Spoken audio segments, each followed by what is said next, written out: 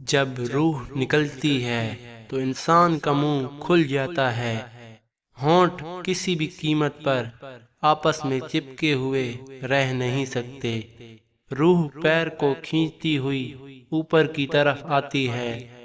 جب پھیپھڑوں اور دل تک روح کھینچ لی جاتی ہے اور انسان سانس ایک ہی طرف یعنی باہر کی ہی چلنے لگتی ہے، یہ وہ وقت ہوتا ہے جب چند لمحوں میں انسان شیطان اور فرشتوں کو دنیا میں اپنے سامنے دیکھتا ہے۔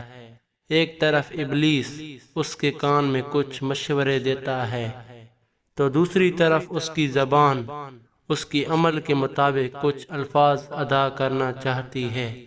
اگر انسان نیک ہو تو اس کا دماغ اس کی زبان کو کلمہ شہادت کی ہدایت دیتا ہے۔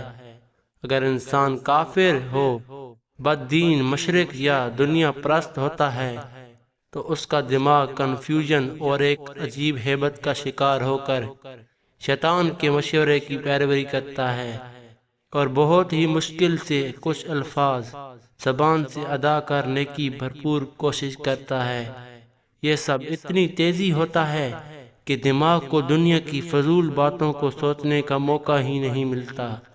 انسان کی روح نکلتے ہوئے ایک زبردست تکلیف ذہن محسوس کرتا ہے، لیکن تڑپ نہیں پاتا، کیونکہ دماغ کو چھوڑ کر باقی جسم کی روح اس کے حلق میں اکٹھی ہو جاتی ہے اور جسم ایک گوشت کے بے جان لوتھڑے کی طرح پڑا ہوا ہوتا ہے جس میں کوئی حرکت کی گنجائش نہیں رہتی۔ آخر میں دماغ کی روح بھی کھینچ لی جاتی ہے۔ آنکھیں روح کو لے جاتے ہوئے دیکھتی ہیں، اس لیے کہ آنکھوں کی پتلیاں اوپر چڑھ جاتی ہیں یا جس سمت فرشتہ روح قبض کر کے جاتا ہے اس سمت کی طرف ہوتی ہیں۔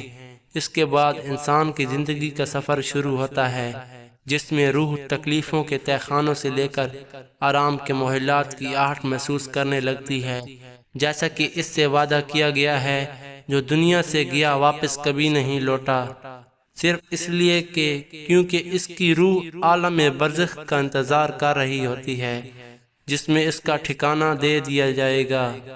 اس دنیا میں محسوس ہونے والی طویل مدت ان روحوں کے لیے چند سیکنڈ سے زیادہ نہیں ہوگی، یہاں تک کہ اگر کوئی آج سے کروڑوں سال پہلے ہی کیوں نہ مر چکا ہو، مومن کی روح اس طرح کھینچ لی جاتی ہے جیسے آٹے سے بال نکالا جاتا ہے۔ گناہگار کی روح خاردار درخت پر پڑے سوتی کپڑے کی طرح کھینچی جاتی ہے۔